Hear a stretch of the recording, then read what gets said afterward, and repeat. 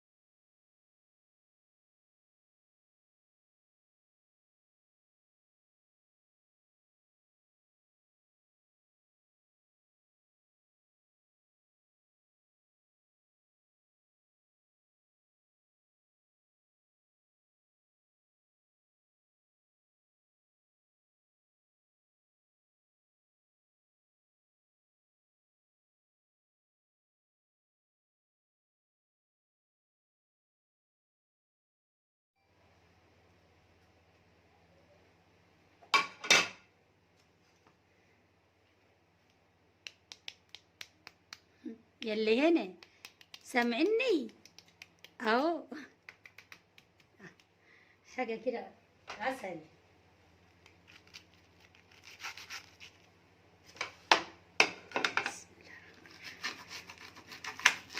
ارقش ارقش عشان حبايبنا يشوفوك.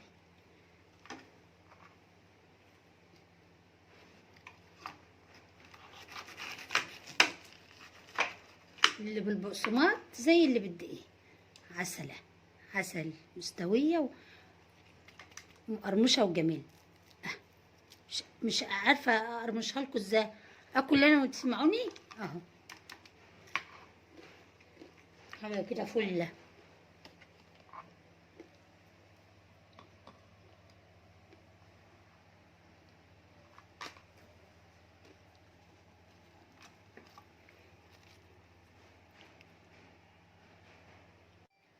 ازيكم يا بنات، عاملين ايه؟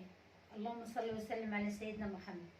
اخباركم ايه؟ ما تنسونوش في اللايك والاشتراك. مطبخ حنان الكلام، اللي اول مره يشوف قناتي يدخل على الزر الاحمر عشان يعمل لي كل يوصل مني كل جديد. لو عجبكم قناتي ما تنسونوش في اللايك. احنا هنعمل لكم النهارده بقى فراخ بناء بقى على طلب ام محمد. معلش والله انا اتاخرت عليك قوي قوي قوي، بس عم ربنا امر بقى، وبناء على كل اللي طلب مني او اللي حابب ان هو يشوف البنات بتاعنا النهارده. هنشوف بقى تكاته وحركاته النهارده كده، ونبدا بقى بسم الله نشوف المقادير. هنبدا بقى معانا، نسيت اقول لكم وانا وشي في وشكم هنعمل بصدر فرخه واحد، احلى اكله وطبق كبير. وهنعمل بقى هنهيص العيال النهارده بصدر فرخه واحد سواء كبير او صغير. هقطعه معاكم علشان اللي ما بيبقاش مثلا واخد باله بتقطيع البنات، عشان ما رضيتش اقطعه وانا لوحدي. طبعا انا غسلاه، بس طبعا هرجع اغسله تاني بعد ما اخلص. خلي البنات بقى هخلع على طول اهو من غير حتى ما اقسم الاول. تمام اهو العضمايه ده كده اهو، ما خليش فيها اي حاجه. بسم الله الرحمن الرحيم، اللهم صل وسلم على سيدنا محمد. هنطلعها من غير الجناح كده اهو. وطبعا الجناح ده هنعينه بقى، نبقى نعمل لكم مره كده ايه طبخه اجنحه 100 كده، يعني مش هنرمي حاجه، لان الحاجات دي اصلا احنا كمان ممكن لو محتاجين ان احنا نطبخها بنشتريها لوحدها. الجلد ده هنشيله كده اهو. شوف انا عملت ازاي من غير ما اشيل حتى من العظم الاول، شلتها على طول اهي. وهنعمل لكم بقى شويه رز بسمتي كده برضه هنعمله مع بعض، عشان اللي ما كانش شافه في قناتي قبل كده يبقى ايه عارف. بسم الله الرحمن الرحيم. دي طريقه خلي البناه مع في نفس الفيديو يا حبايبي، متقلقيش خالص، ولا تقولي للفرار جاي يقطع لك ولا اي حاجه، لان في ناس بتقطعه والله مش بيبقى كويس. هاتي فرختك في بيتك وقطعي عندك في البيت، او هاتي صدور على بعضها وقطعها برضو البنات بتاعك في البيت.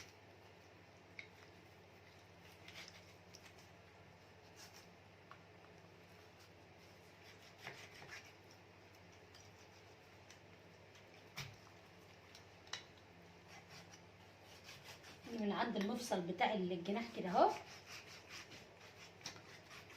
ونقوم قاطعين كده.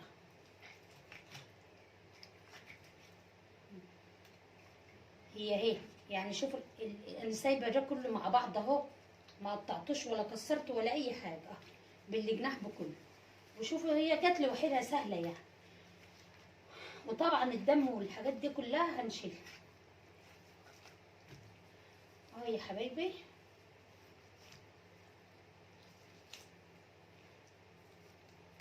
طبعا بقى التتبيله انا هوريها لكم اهو، وبعدين نبقى نوري لكم الدقيق والحاجه اللي احنا هنعمل بها الخلطه يعني. عايزاكم بقى اما تعملوها تسيبوها شويه لو تقدروا تبيتيها بيتيها، لو عندك وقت. ما عندكيش وقت لو ساعه حتى او 2، وحطها في التلاجة عشان بس تشرب من التتبيله يعني. تمام كده. ما قدرناش الصدر ولا عملنا اي حاجه اهو، عشان في ناس بتعمل وبتشيل ده كله وتبهدله. انا مره جبت والله لقيت جاي اللي ده متبهدل خالص. تمام هنشوف مع بعض اهو. هشيل بقى ده اهو الاول على بعض اهو، عشان هنعمله مرقه بعد كده، او هعمل فيه اي طبخه. هغسلها الاول وارجع لكم تاني. غسلتها ونشفتها اهو بالمنديل، عشان لما تيجي تمسكيها تقطعها ما تبقاش مزفلطه في ايدك. بسم الله الرحمن الرحيم. هتعملي الصدر كده اهو، ثبتي كده على الرخامه بتاعتك. بسم الله الرحمن الرحيم. هتجيبي السكينه من اهو كده اهو. طبعا هنعمله رقيق مش هنكبره يعني. والصدر ده هنعمله على كده. تفضلي ممشيه ايدك كده، والسكينه كده بايدك دي، وتفضلي ممشيها في اتجاه واحد، لا تحودي لا يمين ولا شمال ولا تحت ولا فوق، عشان تطلع لك سمك زي بعضه اهو. واللي تلاقيها تخينه شويه هوريك المدقه الوقت هتعمليها تبططها كده، عشان الالياف بتاعتها تستوي بسرعه. ده لسه اهو، هعمل لكم منه كمان برضو 2. لو صدرك صغير هيعمل لك مثلا 2 بس مفيش مشكله اهي. طبعا ال2 دول دايما بيبقوا جايين بسوة واحد كده. بتبقى فيه بقى اللي هي دي مش عارفه بيبقى لها اسم كده. شوفوا ده هي الوحيد انا طبعا واخده منها واحده بقوا واحده على بعضها يعني، ما بهدلتهاش وطلعت دي لوحدها كده. زي يعني مثلا في ناس تقوم عامله دي وسايبه دي لوحدها، بتبقى رفيعه زي الاستبريس كده عادي مفيش مشكله. انا ممكن اخدها دلوقتي واعملهم الاتنين استبريس واعينهم وابقى اعملهم بعد كده في طبخه تانية. بس انا لو انت هتطبخيها ومش فايد عليك انك تعينها تعملها استبريس او حاجه، هتعملها على بعضها كده اهو، وهتبقى صدر زي الناحيه اللي احنا مقطعينها. تمام. هنشيل بقى الزياده بس ده هي البسيطه خالص، ده هي بس كده من غير اي حاجه ولا بهدله. هنعمل الصدر التاني كده معاكم برضه، ولا اعمله لوحدي اهو، عشان اللي تبقوا متاكدين اهو مش هتاخد وقت يعني. اظبطي حاجتك كده اهو، والدنيا هتبقى زي الفل. بسم الله الرحمن الرحيم. وانا هقول لكم لسه بقى على التتبيله اهو، بس اما اخلص كده. انا ما رضيتش اجيب لكم البنات اعمله بقى يعني قبل الكاميرا عشان تشوفوني بس اهو يا حبايبي. طلعت واحده برضو كامله، ولا هبهدلها ولا اي حاجه. ماشي. هنخلص وارجع لكم. هعمل بقى انا حطيت استرتش او كيس بلاستيك عندك على الرخامه بتاعتك، وهتمسكيها كده عشان تبقى في اتجاه واحد، وعشان تعمل الياف يعني ببعضها كده تستوي معاكي بسرعه برضو. اهو واحده فوق وواحده تحت عشان تبقى سهله معاكي. طبعا كل بيت في دي المدقه دي، ما عندكيش بقعر كوبايه. تمام. ما تعمليش قوي عشان ما تهريش الصدر، يا دوبك بس تتفرد كده. والحته التخينه شويه زي ده هي هنبططها شويه. ثانيه واحده اقلبها على الاتجاه اللي الالياف بتاعته ناشفه شويه. شايفين اهي اهي بالراحه خالص اهي. مش هقعد اجيب من هنا واسيب اللي هي الرقيقه دي واسيب دي تقوم بقى تتهرى مني، اجي اشيلها تبقى مهريه. لا اهي يا حبايبي بالراحه خالص كده اهو لحد ما تعملي ايدك كده تلاقيها في سوت واحد ومنها ايه الالياف بتاعتها اتسوت في بعضها. هنكمل الكميه وارجع لكم تاني كمان واحده عشان ايه تاخدوا بالكم برضه. اهي دي عاليه شويه اهي او تلاقيها جديد اهي. من هنا الدال بيبقى رقيق شويه، ابدأي من هنا اهي. مسافه ما احس ان هي خلاص طرت اقوم حايشه ايدي من على شوفين دي طرت اهي، لسه حته صغننه هي فيها تخينه شويه سمك شويه بس بالراحه، لان طبعا الصدر من فوق بيبقى ناش جامده عن اللي هي الرئه الاخرانيه، فبخدي بالك يعني. البنات المبتدئين يا جماعه احنا بنقول كل فاهم وعارف، في بنات مبتدئه بتبقى عايزه تحب ان هي تعرف. احنا كلنا شاطرين وكلكم عارفين كل حاجه وربنا يا رب يحسن ما بين ايديكم وتعملوا احلى من كده. هخلص برده وارجع لكم. هعصر ليمونه كده عليها، انا غسلتها طبعا تاني وغسلها برده بعد ما قطعتها وهي بحالها، كل شويه غسل فيها عشان الريحه كده اهو.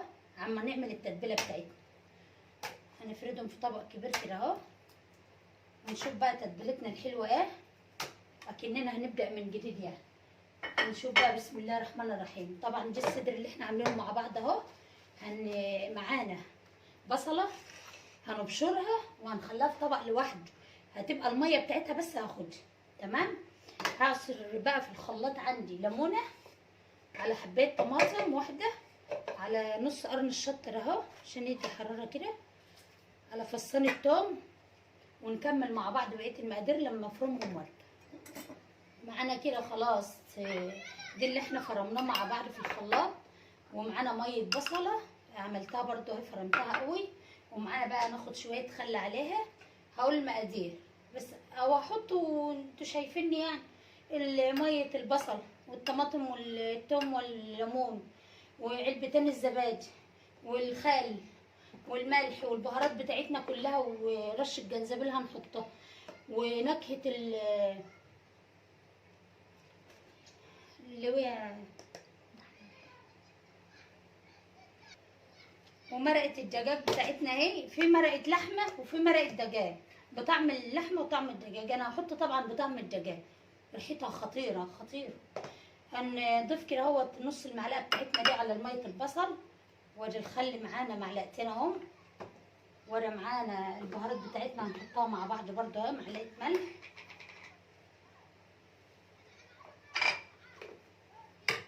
رشه جنزبيل فريش، جنزبيل بودر اللي متاح عندك تمام. هنضيف بقى معانا فلفل اسمر،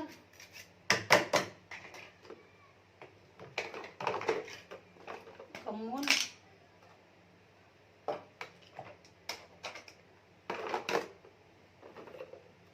فلفل اسمر وبابريكا. الفلفل الاسمر ده عشان ناعم هحط ربع معلقه كده عشان ما يسمرهاش قوي، ومعانا معلقه بابريكا اهي. يا حبايبي لو عايزين تحطوا شطه بقى غير القرن اللي انا حاطه عليه الشطه اللي هي الفريش حط. ومعانا ربع معلقه كزبره، وهناخد بقى ربع معلقه سبع بهارات عشان هي اهم حاجه. انا بحب احطها في اي فراخ في اي لحوم بتخلي ريحه الاكل حلو. دي بقى حاجات مشويات وحاجات من دي مش هتبقى محتاجاها يعني. هنعمل بقى ببعض كده اهو على ميه انا بعمل قدامكم كل حاجه عشان ايه ما فيش حاجه تفوتكم بس كده اهو تمام. وهنضيف بقى الزبادي بتاعتنا، شايفين بقى الجمال جمال والله، الريحه عسل فله كده. اما اعمل ده اول كده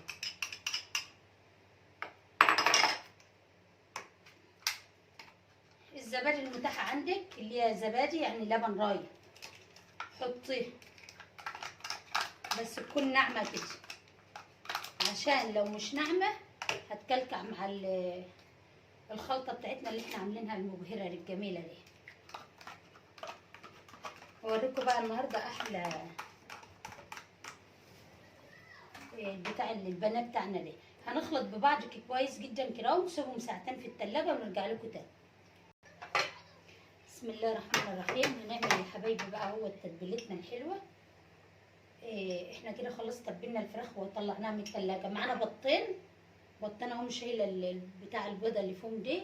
هضربهم كده كويس بنقطه خل صغيره عشان تشيل ريحه الزفاره، او بنقطه فلفل اسمر. ومعانا دقيق، ومعانا عليه معلقه نشا عشان كنت حاطه معلقتين. معانا حوالي معلقه نشا، معانا شويه بابريكا صغيرين كده هنحطهم على الدقيق بتاعنا اهو. وهنتبل بقى بالبيض ونرجع. لو في لبن هتحط بلبن على البيض مفيش مشكله، وتتبلي من البيض باللبن على الدقيق. بس انا مفيش عندي لبن فهعمل بالبيض على طول على بس اضربه قوي بقى. قفلتي خلاص. بسم الله الرحمن الرحيم. معايا اهوت الفراخ بتاعتي، يعني ما اعصرهاش قوي وفي نفس الوقت برضو ما اخليهاش بلا ميه قوي. هعمل بايدي كده اهو، هعمل بايدي كده المنديل في ايدي، وهمسك بالمسكه ده علشان ما لبست الدنيا. خلاص مهمه المضرب خلصت.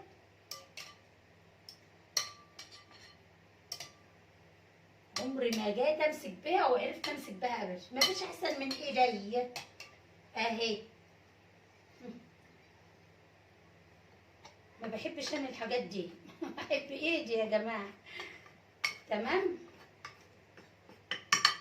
طبعا احنا بقى اللي مش هنولع الزيت الوقت ولا حاجه، علشان نسيبه شويه كده بعد ما نعمل الخلطه نسيبها شويه، نحطها في التلاجة شويه. لو انت عايزه تستبدلي الدقيق دهوت بفيجيتار او ببقسماط مفيش اي مشكله. اهي هنسيبها كده اهو في جنب على صينيتنا الحلوه علشان هنبقى ندخلها التلاجة. هعمل معاكم كمان واحده.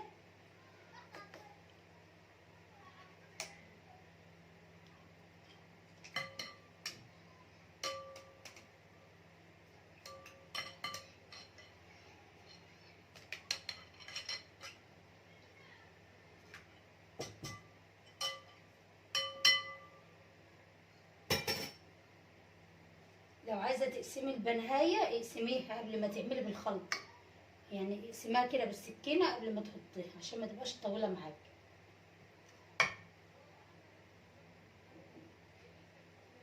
بايد كده اهو، الايد الناشفه وتبليها كويس، يعني تعمليها بالدقيق كويس.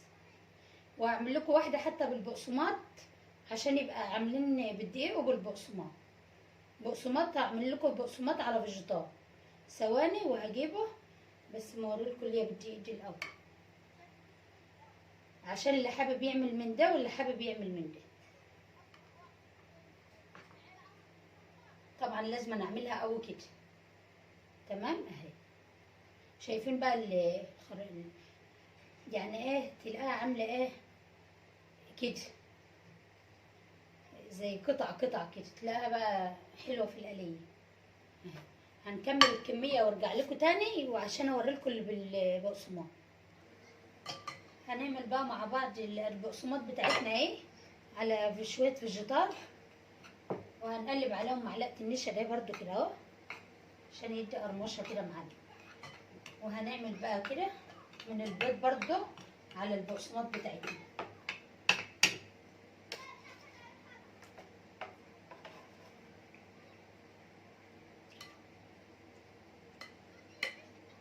باين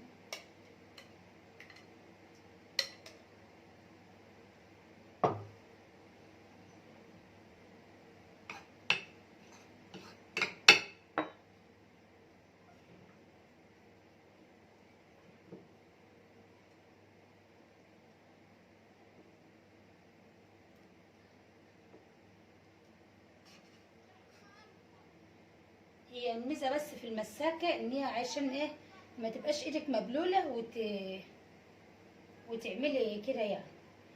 تبص بقى تلاقي بقى عجينه في ايدي، بس دي الميزه، لكن الواحد بيعمل بايده عادي.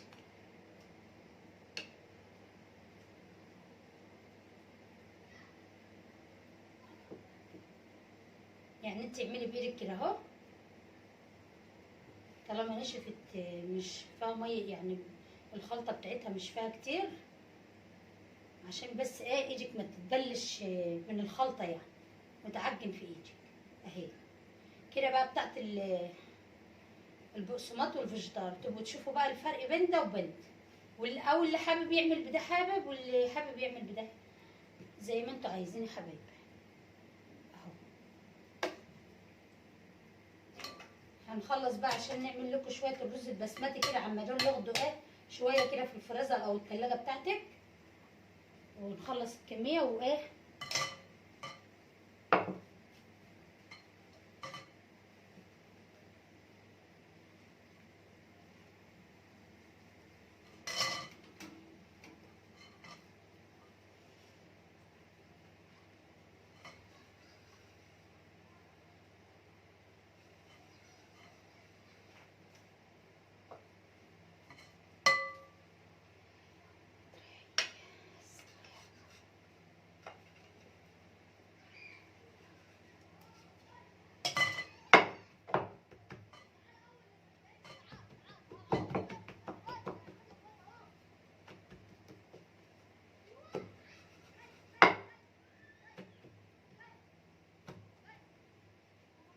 يلا يا حبيبي هنحطهم في التلاجة ونرجع لكم بقى ساعة القلي.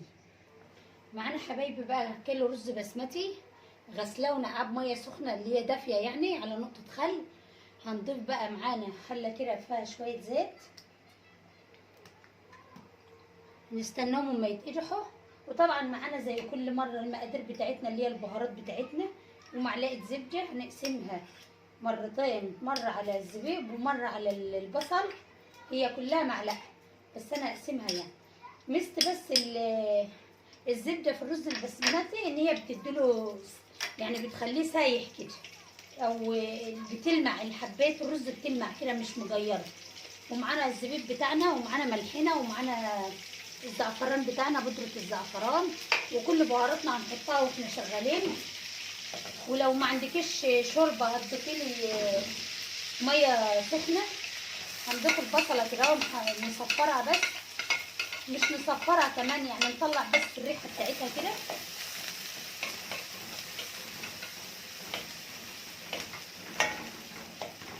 وبعد كده بقى هنجهز، انا مجهزه شويه شوربه همت مرقه يعني، لو مش موجوده حط ميه.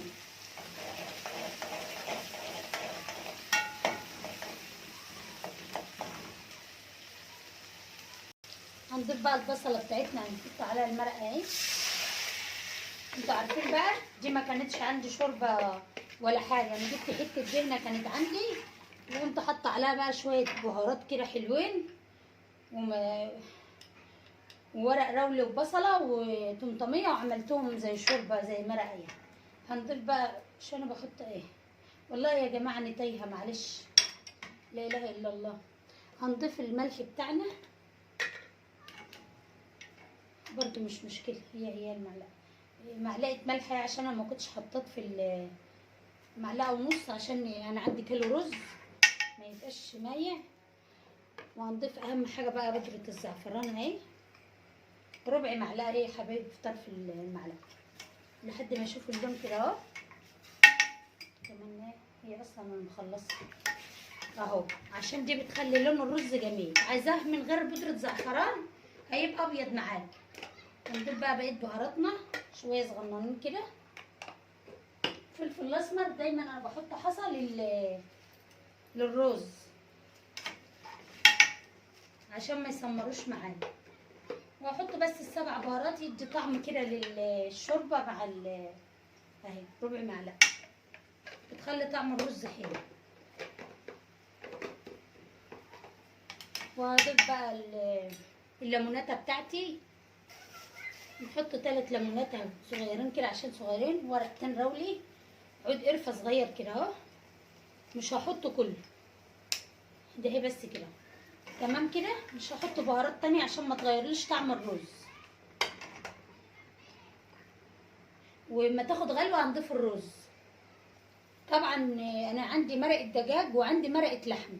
هحط مرقه اللحمه للشرب المعلقه الصغيره دي تديلي بس طعم للرز.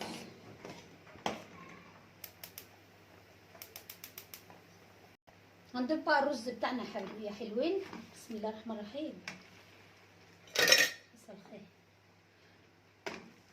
لو احتاج بقى شوربه او ميه هحط بقى ميه، مفيش اي مشكله. تمام.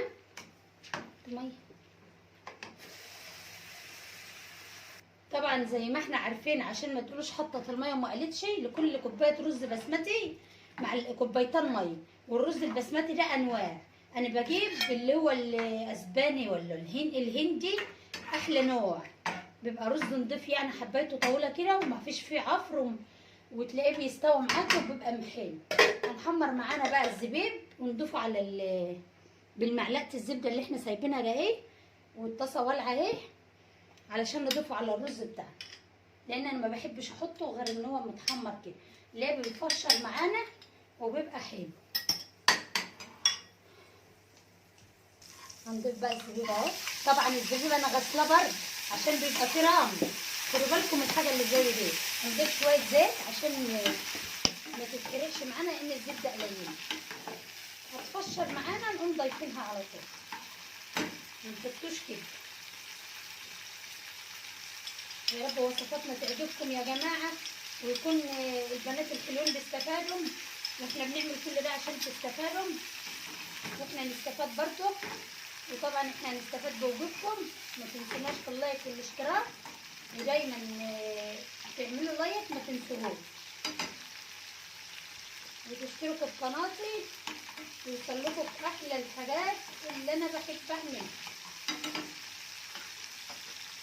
ان شاء الله اعمل لكم كل مره ما نتقدم كده في حاجات يعني، مثلا البروتين، نروح الغيط، شويه حاجات كده هنعملهم لكم بقى، نغير يعني الطبخ شويه ان شاء الله برضو. يعني اللي عايز حاجه وحابب حاجه يبقى يقول لي في الكومنتات وانا تحت امر. شايفين بقى الزبيب الجميل؟ شايفين الجمال؟ انا وريت لكم قبل كده على فكره، اللي ما شافوش يجيب فيديوهاتي القديمه وهو يشوف. خلاص بقى نضيف اهو، ما نسيبوش كتير.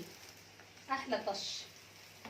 الزبيب مش كتير، بس هي كبشه كده، يجي ربع كوبايه، عشان انا معايا كيلو رز بحاله.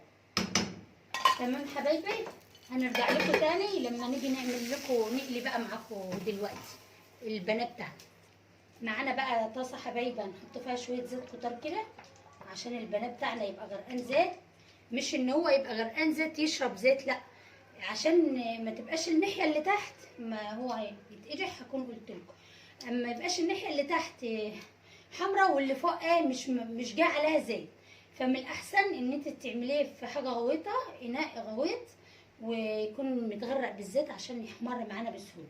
وطبعا هو مش هياخد 10 دقايق في النار وعلى مناديل، وهنظبط الدنيا. خلاص كده بقى هحط الفراخ بتاعتنا اهي. بسم الله الرحمن الرحيم كده اهو. مش عارفه اللي هي طويله ليه كده.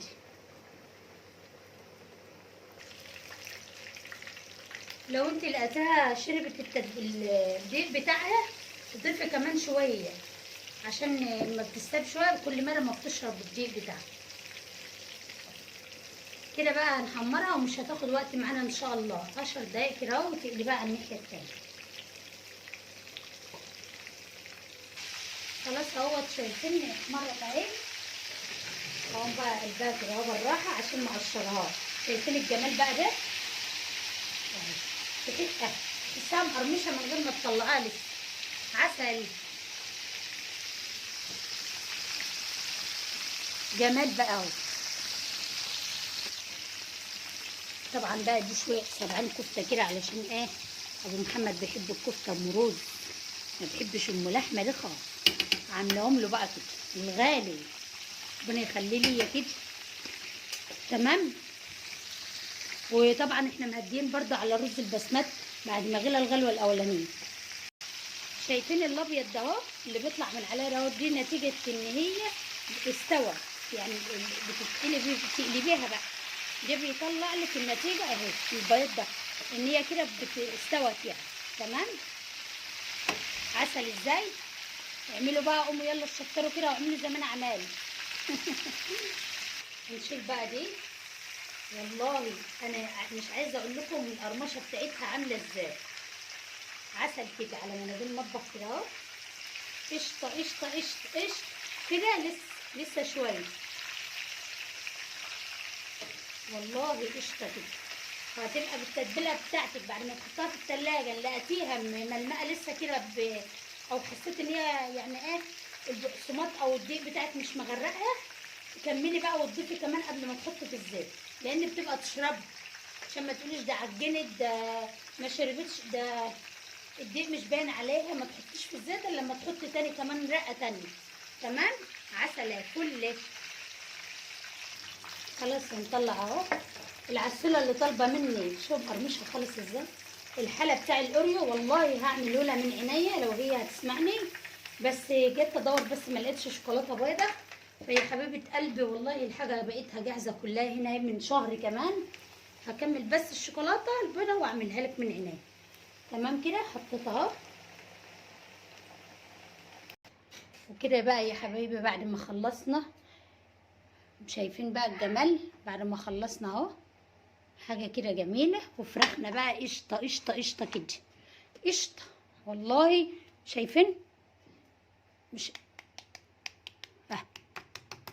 القرمشه عسل كده فله فله فله كده.